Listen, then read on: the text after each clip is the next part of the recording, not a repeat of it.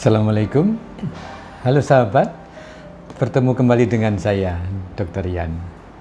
Hari ini kita akan membahas suatu tahapan kemoterapi di mana pada suatu titik perlu ditambahkan obat yang relatif baru. Sehingga bahasanya namanya adalah kapan diperlukan kombinasi kemoterapi dengan targeted therapy. Sahabat sekalian, kalau kita mereview ke belakang, silakan melihat sesi-sesi sebelumnya. Kemoterapi adalah penggunaan obat sitostatika untuk membunuh sel kanker. Obat ini akan menyasar terutama sel kankernya sehingga mati, berkurang sampai habis, tapi juga sebagian akan mengenai sel-sel normal, walaupun sifatnya reversible. Nah, ini berbeda dengan targeted therapy.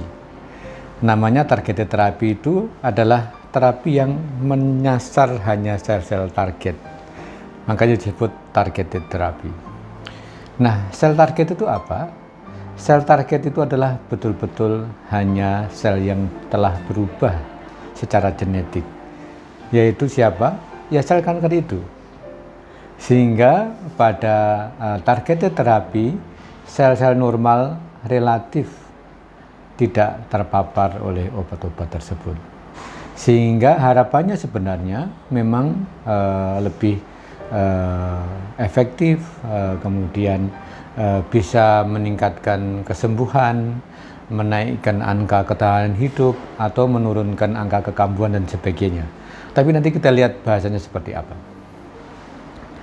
Sehingga pada saat ini sudah mulai diterapkan pada pasien kanker yang memerlukan kemoterapi, maka dilihat nih faktor prognosisnya.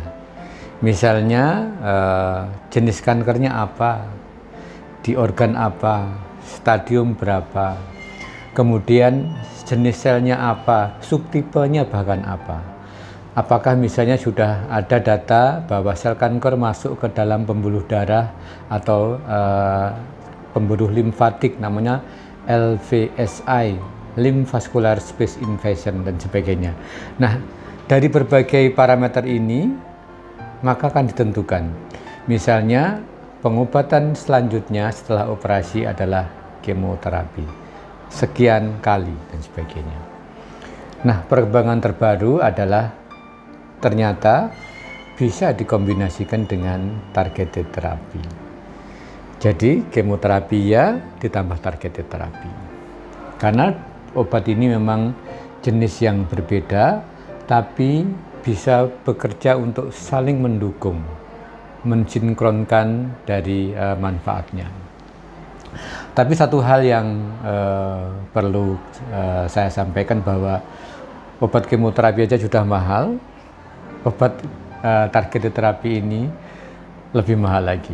Jadi memang ketika kita memberikan pengobatan tentunya berbagai faktor itu akan kita pertimbangkan. Nah, sekarang posisinya di mana atau kapan diberikan? Pada awal-awal ditelitinya targeted therapy, obat-obat ini diberikan relatif pada akhir dari sesi pengobatan. Misalnya setelah kemoterapi selesai, misalnya untuk kasus-kasus yang recurrent, kambuh, residif atau persisten, baru diberikan tambahan obat targeted therapy. Tapi dengan perkembangan penelitian terbaru, ternyata dia bisa diberikan lebih awal. Artinya apa? Sejak pasca operasi, dia sudah bisa diberikan kombinasi langsung antara kemoterapi dan targeted therapy. Jadi sudah bisa didorong lebih ke hilir yang diharapkan efektivitasnya lebih baik.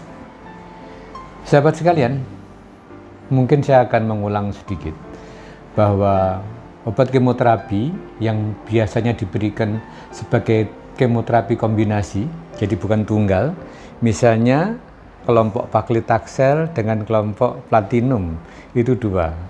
Tapi bisa juga misalnya saya sebut misalnya BEP, bleomycin, etoposide sama platosin, cisplatin. Itu 3 kombinasi.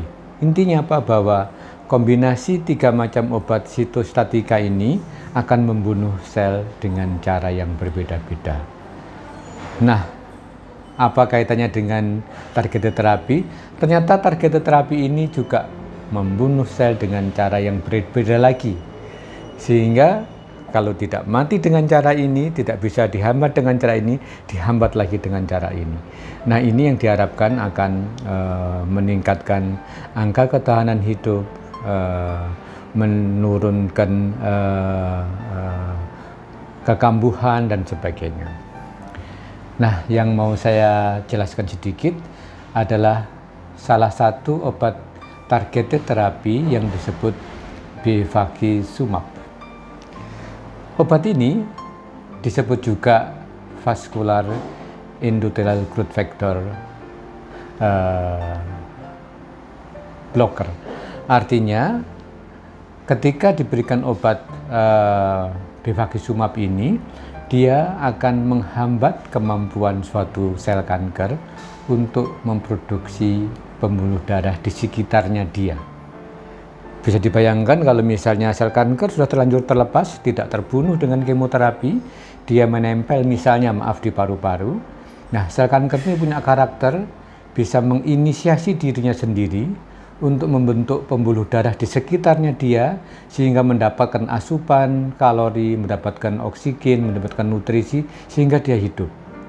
Nah, obat targeted terapi ini menghilangkan kemampuan sel kanker ini untuk membentuk pembuluh darah.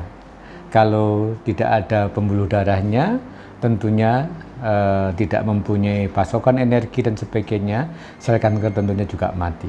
Ini salah satu contoh, tapi memang ada beberapa jenis obat targeted terapi lain yang cara kerjanya berbeda.